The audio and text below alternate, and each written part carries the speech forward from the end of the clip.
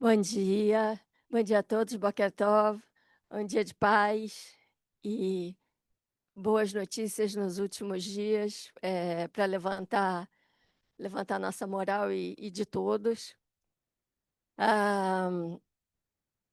Vou me apresentar. Hoje o Vitor não pôde estar, então estou fazendo uma atividade dupla. Eu vou apresentar a mim mesma. Meu nome é Silvia Weiswood, eu sou voluntária na ARE. Eu sou ex-blogueira trazida, apesar de que eu acho que essa história de ex não existe. Uma vez que você é, você é. Eu trabalho com informática, entre outras coisas mais. É, é isso. Bom dia a todo mundo. Hoje a gente vai começar falando da Paraxá. Vai começar realmente, né? Estamos começando o ano depois de Simchat Torá, que foi ontem. Foi um dia lindo aqui na área. Recomendo que vocês venham no ano que vem. Foi muito legal a festa de Simchat Torá, o final da leitura da Torá, o início desse novo ano.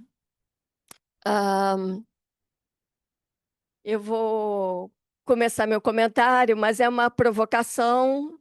Espero que vocês participem. Vamos lá. A leitura dessa paraxá, a primeira paraxá da Torá, ela é muito inspiradora. E eu vou começar lendo a paraxá realmente. A gente leu em hebraico lá embaixo, né? Foi feita a leitura da Torá, agora eu vou ler em português. Quando Deus estava para criar o céu e a terra era um caos, amorfa, e sobre a face caótica das águas havia escuridão. Então o Espírito de Deus deslizou sobre a face das águas e Deus disse: haja luz, e houve luz. E quando Deus viu quão boa era a luz, Deus separou a luz da escuridão.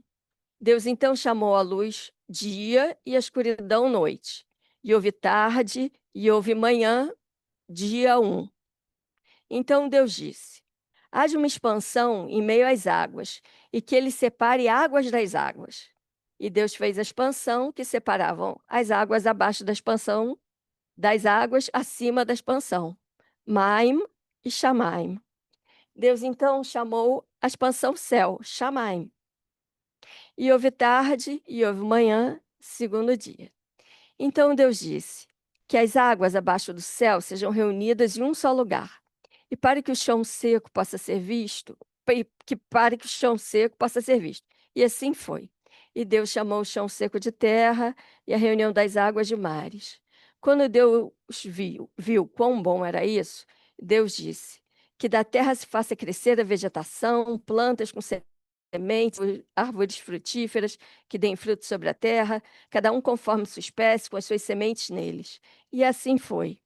Da terra germinou a vegetação, plantas com sementes, cada uma conforme sua espécie, e as árvores davam frutos, cada um conforme sua espécie, com as suas sementes neles.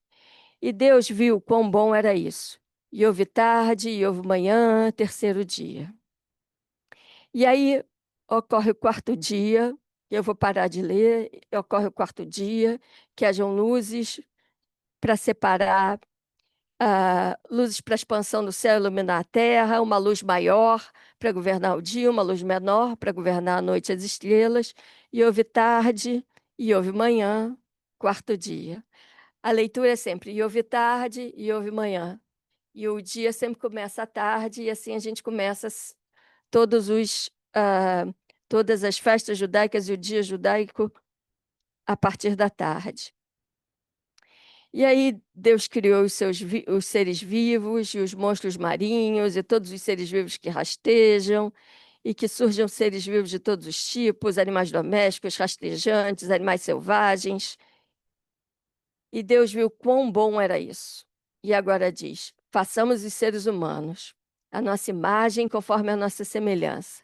Então criou os seres humanos à imagem divina, criando-os à imagem de Deus, criando-os macho e fêmea. Frutifiquem, se multipliquem, encham a terra e a subjuguem. Dominem os peixes do mar, as aves do céu e toda criatura que rasteja sobre a terra. Vejam, eu dei a vocês todas as plantas com sementes sobre a face da terra, todas as árvores de frutos, e para todo animal terrestre, e etc. E Deus avaliou tudo que havia feito. E veja, estava muito bom. Todos os dias estava bom. Quando o homem foi criado, estava muito bom. E houve tarde, e houve manhã, sexto dia. E aí, o sétimo dia, eu vou ler em hebraico, porque é o que a gente fala toda sexta-feira. E, e quem acompanha o Sidur Shabbat está acostumado a ler. ויחלו השמיים והארץ בכל צבאם, ויחל אלוהים ביום השביעי מלאכתו אשר עשה, וישבת ביום השביעי מכל מלאכתו אשר עשה. יברך אלוהים את יום השביעי ויקדש אותו, כי בו שבת מכל מלאכתו אשר ברא אלוהים לעשות. E aí Deus abençoou o sétimo dia, o tornou sagrado, e cessou todo o trabalho criativo que decidira fazer. Eu vou parar aqui. Então, a Paraxá ela não é muito grande, mas eu vou focar no início. O início que já é muito falado. Ah, ontem o Sérgio fez uma explicação muito breve, mas com todas as fontes muito bem colocadas. É incrível como algumas pessoas, quando vão falar, e eu vou ter que fazer isso, vou ter que dizer quais as fontes do que eu vou dizer para mostrar que eu entendi o que eu li. Mas às vezes o rabino fala e ele não está falando que ele está falando de Irache, ou ele está falando de Abravanel, ou ele está falando de outra fonte qualquer, mas ele vai falar isso com a tranquilidade de quem sabe do que está dizendo. Eu sei um pouco menos, vou ter que falar quais são as minhas fontes. Então, o texto inicial é lindo, é poético, é inspirador. E as crianças, quando começam a ler a Torá na escola, né, eu passei por isso, mas muitas crianças que aprendem a Torá na escola aprendem a decorar a primeira página, a primeira sentença. Bereshit bara Elohim et hashamayim ve'et haaretz. Ve'haaretz haitá tohu vavohu. Existia um caos e uma massa amorfa. Então, do caos e da massa amorfa, quando Deus criou o céu e a terra e trouxe o Espírito de Deus, ele, através da palavra, através do que ele disse, ele criou o mundo. Então, apesar de ser um termo poético, de ter um lirismo no discurso, claramente o que está sendo dito é que, através da palavra de Deus, foi criado o mundo, foi ordenado o mundo, e se fez a, a existência, a separação entre as coisas e a vida. Existem inúmeros comentários judaicos no estudo da Torá sobre esse assunto, mas eu vou dar um salto mortal, tríplice, olímpico, e eu vou pegar um sociólogo recente, uma publicação de 1900 e qualquer coisa, 1980 e poucos. E eu vou falar o que Zygmunt Bauman, que é um sociólogo judeu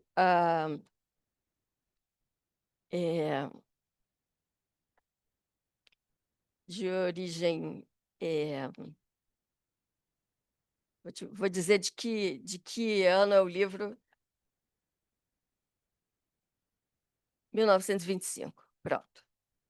Então, o que Zygmunt Bauman falou? A ambivalência, a possibilidade de conferir a um objeto ou evento mais de uma categoria, é uma desordem específica da linguagem. Por que eu estou fazendo esse paralelo? Porque a gente está falando do momento de desordem. O mundo era um caos, e Deus, através da palavra, ele trouxe ordem, separou a luz da escuridão, o céu do mar, e criou todas as vidas e o homem a partir da palavra dele. A ambivalência é uma desordem específica da linguagem, uma falha da função nomeadora. O que Deus faz, e fazendo um paralelo, é começar a nomear, segregar e classificar o mundo. A linguagem deve desempenhar esse papel. Ele está falando em 1925, eu estou trazendo para 3.000 anos atrás. Deus fez esse processo de ordenação e de transformação do caos em alguma coisa classificada e organizada. O principal sintoma de desordem é um agudo desconforto que sentimos quando somos incapazes de ler adequadamente a situação e optar entre ações alternativas. Nós, quando estamos no meio de uma situação qualquer onde a gente não consegue explicar em palavras, muitas vezes o que ocorre é uma confusão geral. E a linguagem e a ciência na modernidade têm esse papel. Tem o papel de fazer o quê? Classificar, separar, segregar e postular que no mundo existem entidades discretas e distintas. O céu da terra, a escuridão da luz, o homem, os seres rastejantes, os animais enormes, os animais pequenos, os animais domésticos. Depois, cada entidade tem um grupo de entidades similares. Você agrupa os homens, as mulheres, seja lá o que for, ou próximas a entidades similares ou próximas a qual pertence e com as quais, conjuntamente, se opõem a algumas outras entidades. Pela diferença, a gente estabelece identidade. E, por fim, tornar real o que se postula. Isso é o que a ciência, o estudo da sociologia da ciência também, dos estudos da linguagem, dizem que é o processo de classificação, construção do saber e estabelecimento de categorias, classificações, diferenças, vale para doença, vale para engenharia, vale para... Oi? Qualquer área do conhecimento. Inclusive para a cosmologia, inclusive para a astronomia e etc.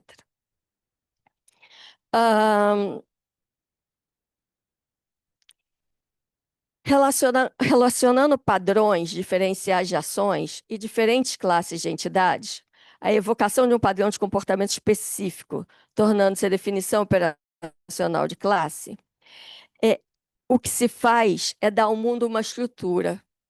E aí fazendo um paralelo com o início de Bereshit, existia um caos, e o que Deus vai trazer é a estrutura para esse caos através da palavra, através da criação, através da organização do mundo. Eu não estou dizendo que Deus era cientista, pelo contrário. O que eu estou falando é que existe um paralelo claro e, no meu entender, simples entre a construção do conhecimento moderno e a construção do conhecimento científico e religioso que o judaísmo propõe, tá?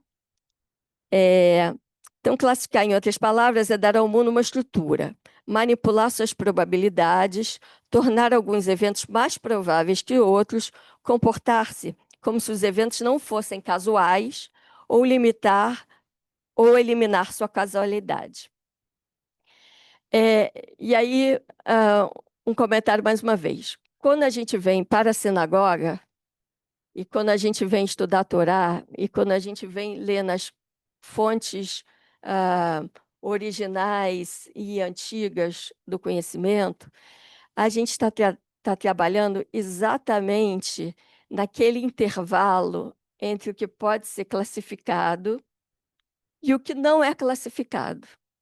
Então, se eu estou falando do meu sentimento, ou da minha inspiração, ou da minha capacidade de criação, ou da minha fé, ou da minha afinidade, às vezes, eu estou falando de um limiar de conhecimento que não está na linguagem classificada hoje, ou classificatória da ciência, do estabelecimento do conhecimento, e no momento de Bereshit, foi o esforço que foi feito por Deus, externamente, para transformar aquele caos em algum processo ordenatório e criar o mundo. Estou sendo mais ou menos clara?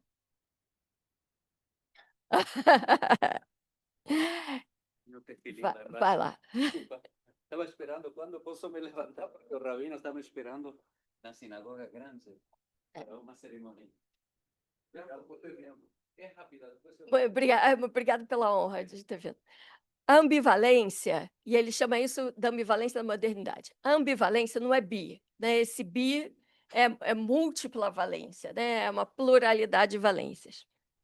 Ela confunde, né? O caos da criação no mundo, ele é confuso. O caos nosso interno, o caos do mundo onde a gente vive, ele confunde o cálculo dos eventos e a relevância dos padrões de ação. Diante de uma situação confusa, o que se espera de um padrão de comportamento se perde. Fazendo um paralelo com uma terceira questão, né? Nós acabamos de viver uma situação histórica para a situação de ser judeu no mundo, né? Para o papel de ser judeu no mundo, e que foi muito confusa a partir de 7 de outubro de 2023. Ela confundiu o cálculo dos eventos, os padrões de comportamento foram todos confusos, tanto os políticos quanto as pessoas físicas que não tinham poder de representatividade não souberam exatamente como se colocar. A gente viu um choque caótico de posições, opiniões, comportamentos. E esse ano, por uma felicidade, junto com o Simchat Torah, junto com esse padrão ordenatório que Bereshit traz, a gente tem um alívio no padrão ordenatório do que aconteceu há 2 dias atrás com a volta dos reféns. Então, há uma coincidência de eventos feliz, né? De caos total, alguma possibilidade de paz e ordem a partir de 2 dias atrás, uma possibilidade de paz e ordem nos sentimentos do mundo, da comunidade, da forma como o mundo se coloca em relação a Israel, o mundo, nós nos colocamos como judeus, a gente se expõe ao mundo e também recebe os estímulos deles. E todo esse cenário traz uma ordem, da mesma forma que Deus trouxe a ordem como ordenou o mundo e criou o mundo. Eu estou fazendo uma analogia, tá? Não é a mesma coisa, não me levem ao pé da letra. Como a gente sai de alguma forma e tem que aproveitar essa onda, né? Da ambivalência, da plurivalência e do antissemitismo e do antisionismo e etc. E pode propor um começar novo. Então, nesse momento, eu acho que a gente traz para a nossa vida, né, esse padrão ordenatório que a gente vê em Bereshit, que a gente vê na linguagem e nos seus paralelos na criação do conhecimento e da ciência, etc., e também na história. Era isso que eu queria dizer, tem mais, mas eu posso ficar falando aqui o dia inteiro, vai ser caótico. É. E agora espero poder conversar com vocês um pouco. Obrigada.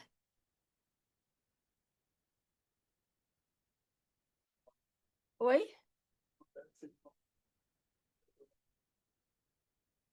Desculpa, foi mal. 1991.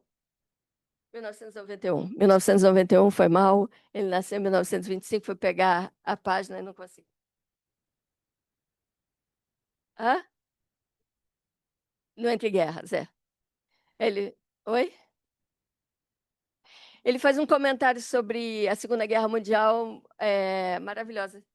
Eu até separei, mas eu não vou falar agora para dar espaço, porque já são 9h15. Oi. Eu queria falar um pouco. Você falou sobre o tom poético de Bereshit. Eu queria colocar uma coisa que às vezes é explorada, mas às vezes é esquecida. E fazendo diferente do que você falou, de trazer ao momento atual, eu queria fazer o contrário. Eu queria levar ao momento de Bereshit. Existe um certo desprezo físico com o início da Torá, que se coloca como se fosse uma coisa poética, quando tem uma profundeza física absurda, né? Uma profundeza física que eu digo sobre a origem do universo, né?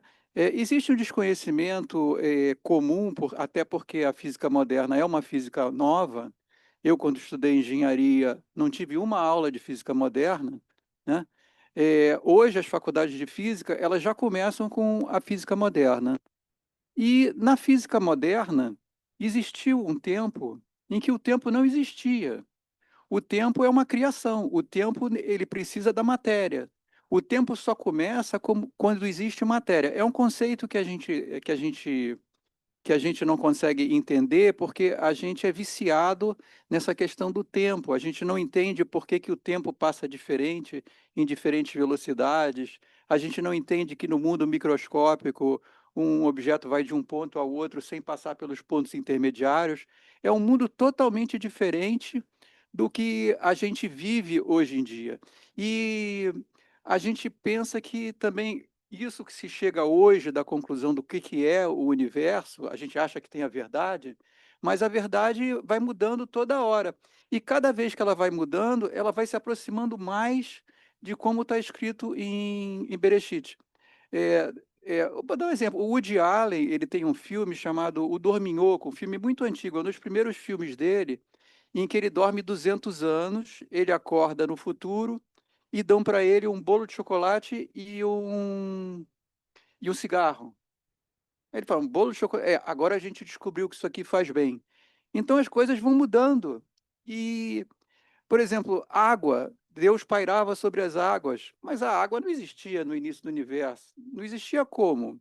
Agora se descobriu há, sei lá, 5, 6 anos atrás, de que a água está desde a origem do universo. Nos pontos mais distantes do universo, porque os pontos mais distantes, segundo essa teoria que o universo saiu de uma grande explosão, nesses pontos mais distantes se encontrou água. Então, toda isso que está descrito em Bereshit tem uma profundeza física enorme.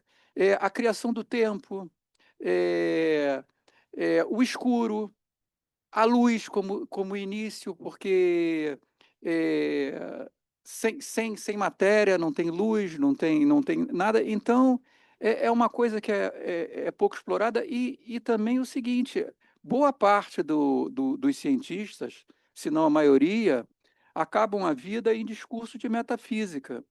Então, são coisas que não são separadas, né?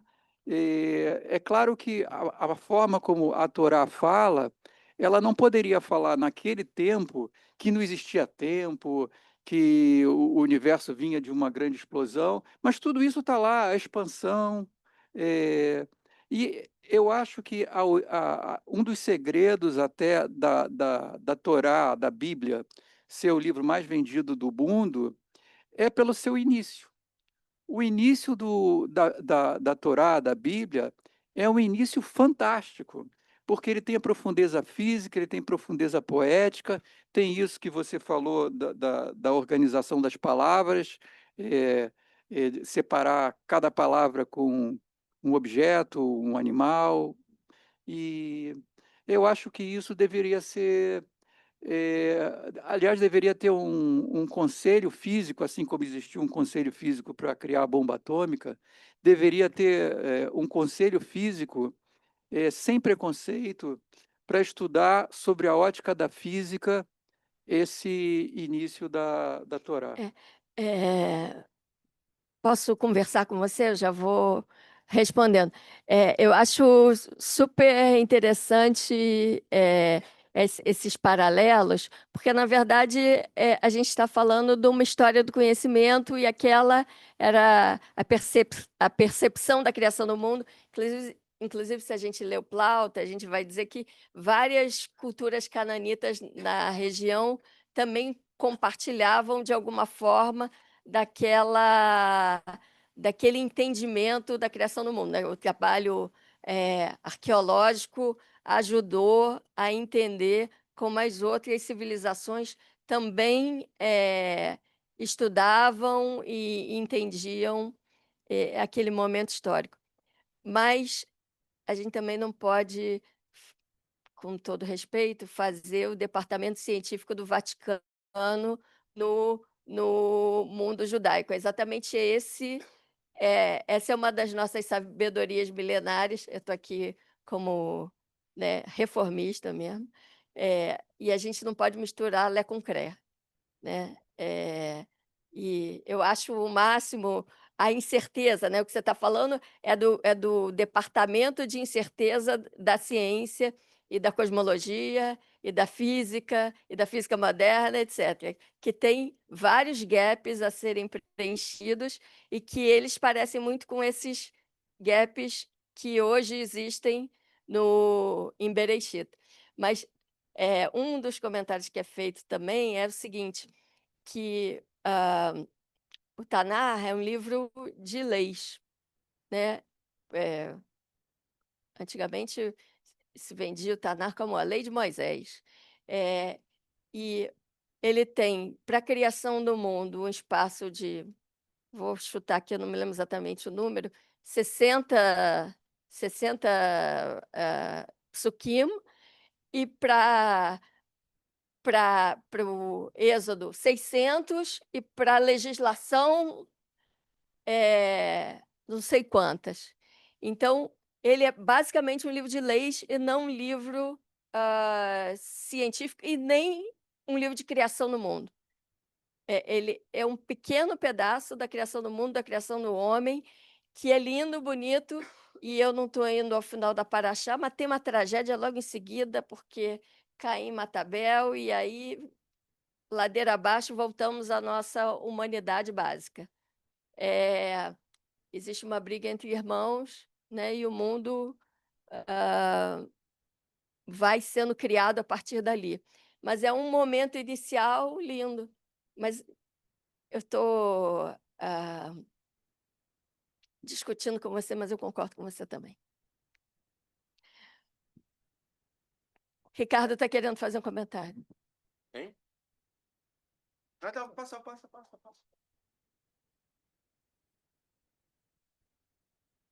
Bom, primeiro, obrigado pelo estudo. Gostei muito da forma como você trouxe esse paralelo com Bauman. Gostei. Acho que tem muito a ver. E como eu vejo, né, a Torá como uma criação humana, com uma inspiração divina, qualquer que seja a definição do divino que a gente queira utilizar, a criação humana se baseia em nomear as coisas, né? Ela depende da nomeação, é a forma como a gente estabelece a nossa capacidade de comunicação e de divisão de conhecimento, de multiplicação do conhecimento. Então, esse paralelo cai muito bem. E é interessante a gente pensar também que, dentro do que o Bauman trouxe, né, existe uma certa, ele fala de um mundo fluido, né? Existe uma fluidez nessas definições que ele vê como uma perturbação dessa ordem, né? Dessa capacidade de nomear, à medida que a gente tem as coisas se misturando e mudando muito rapidamente de sentido e de significado. Sobre essa questão da física, né? Olhando para o Tanar, olhando para a Torá mais especificamente, concordo com você, Silvinha. Eu acho que é muito delicado a gente extrair da Torá ensinamentos científicos. Eu acho que não é esse o objetivo do livro, não é esse o sentido da escrita. Acho que é natural que a gente encontre sabedoria, né, nos povos do passado, e muitas vezes questionamentos que ao longo do tempo foram respondidos hoje voltam a ser questões abertas, e nos parece haver aqui uma certa similaridade. Existe todo um grupo de cientistas que se propõem a estudar a Torá sob a ótica científica, tentando comprovar fatos que estão ali descritos, inclusive aqueles relacionados ao processo de criação. Mas me parece que muito mais importante do que isso é o pensar sobre, né, um mundo criado com determinada finalidade ou um mundo que surge a partir da evolução natural sem ter uma finalidade específica. E ao longo da história, muitos filósofos e estudiosos se debruçaram sobre esse assunto e procuraram entender a partir de uma estrutura ou de outra o que, ao ver dele, se encaixava melhor com a sua visão de mundo. Eu tenho a impressão de que, para a gente, talvez o mais interessante seja pensar que, independente da forma como o mundo foi criado, talvez a nossa maior dica que a gente tem no texto bíblico, que a gente nunca vai saber se foi proposital ou não, né, esteja na criação do segundo e do terceiro dia. Vocês devem saber que nós judeus temos por hábito que a gente não começa coisas na segunda-feira. A gente não começa coisas no segundo dia da semana. Porque na descrição bíblica do segundo dia, Deus não diz que olhou para o que ele fez nesse segundo dia e disse que era bom. A gente sempre começa as coisas no terceiro dia. Porque no terceiro dia, 2 vezes o texto traz dizendo que Deus achou que era bom, né? E a meu ver, existe aqui uma dica para a gente, né? O que é criado, né, de acordo com a descrição bíblica, o que é criado no segundo dia? São criados os céus. E os céus a gente normalmente relaciona a algo etéreo, distante, inalcançável, utópico, não é? Então a gente associa algo divino os céus, né? Independente de qualquer materialização aqui, estou falando em termos de ideias, né? E no terceiro dia, Deus cria 2 coisas fundamentais, as quais separadamente ele considera como boas. A primeira delas é o conjunto de terra e água. E a segunda é a criação da vida. Não da criação do homem, mas a criação da vida. O primeiro ser vivo, as plantas, surgem na criação no terceiro dia. Então, a meu ver, isso me parece é uma boa dica. Significa que toda a história do que vai se passar a partir dali, tudo que vai ser transmitido pela Torá e pelo Tanar, tem muito mais a ver com o mar e a terra e a vida do que com os céus. Todo aquele conjunto de histórias e de instruções que vão se seguir tem a ver muito mais conosco do que com Deus. E acho que é dessa forma que a gente deve se relacionar tanto à Torá, ao Tanar, mas também em relação a toda a nossa estrutura religiosa.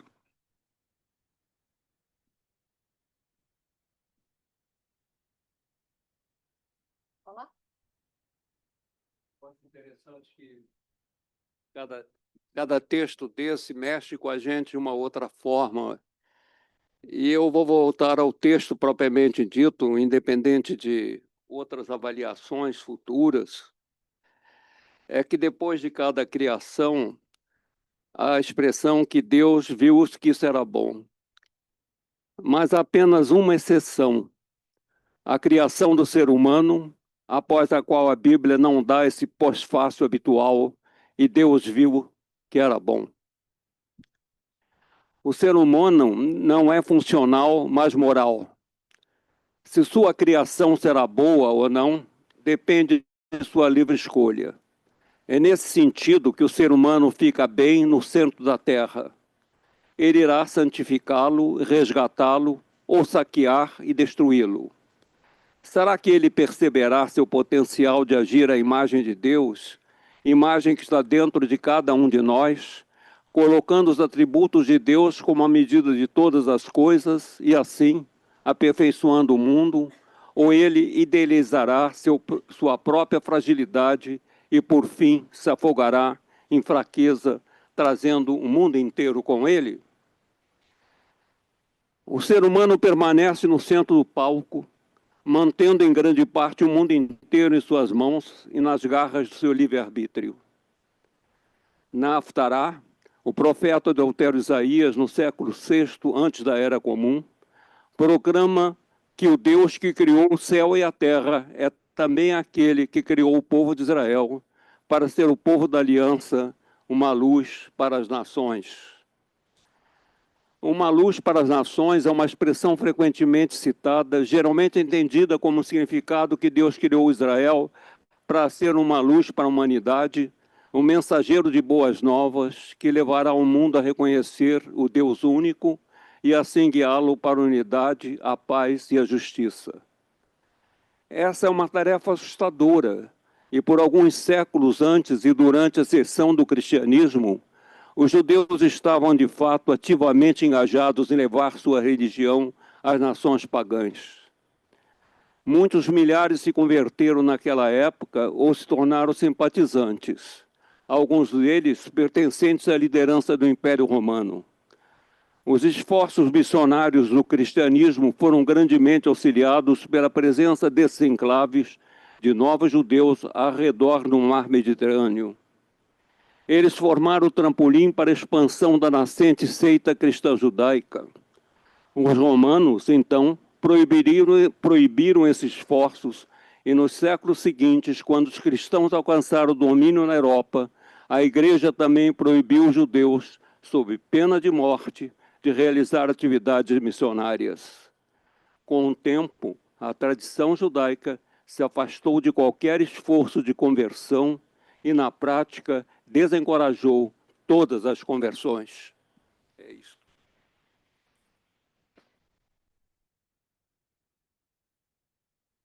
Eu não sei se alguém quer fazer mais algum comentário. Eu vou.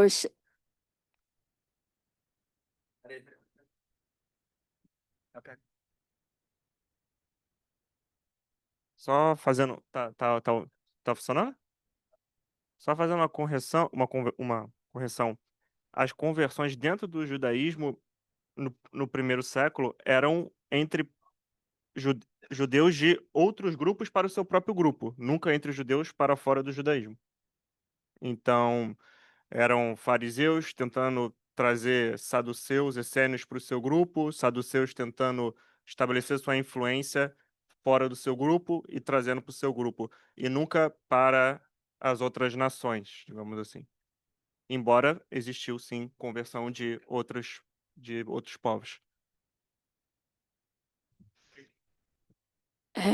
A minha família concorda com você. Mesmo sendo uma família, quer dizer, a que eu conheço, né? Veio do século passado. Na minha família, o primeiro casamento misto foi entre Ashkenazim e Sefaradim.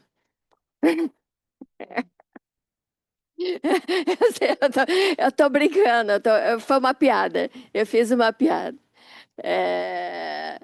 Porque, na verdade, eu estou fazendo um comentário aleatório, porque eu sou casada também com um não-judeu, aí falaram para mim, depois que acho que é nazi, casou com os faradi, está tudo liberado. Mas é esse sentido de conversão, de hábitos de pessoas mais próximas. É uma brincadeira. Ah, eu vou fechar, porque a gente está próximo do final, a hora chegou, o microfone sempre aberto, escancarado para ele. Mas eu queria... Quando eu saí, era todo um caos e continua até hoje caos. Então. Eu não consegui ordenar, foi mal. Não sei o que você falou, não sei o que você falou. Mas eu falei exatamente sobre esse movimento de estar no caos e a linguagem trazer a ordem, e Deus trazer a ordenação e a criação do mundo através da linguagem. E fiz um paralelo com Zygmunt Bauman falando sobre como a linguagem... E queria falar para vocês também da Bia Bar, que fez um comentário no Ari News, na comunicação da Ari. A Bia está aqui. Eu não sei se a Bia quer fazer um comentário sobre o que ela mesma escreveu. Bia, você está ouvindo? Ela está com o microfone desligado. Não sei se ela está ali. Estou ouvindo. Estou só acompanhando hoje. Quer falar um pouco sobre o que você escreveu? Eu acho que o que eu escrevi está muito claro. Eu não sei se precisa desenvolver isso mais. Mas alguém Então, pode discordar, talvez. Não, a gente recomenda a todos que leiam. Saiu ontem às 6 da tarde, e ela fala da questão da liberdade do homem, de transgredir isso, que Deus foi criado o homem foi criado à imagem de Deus exatamente para ter esse poder criador e de desobediência, né? Do papel do livre-arbítrio, não é isso? Exatamente.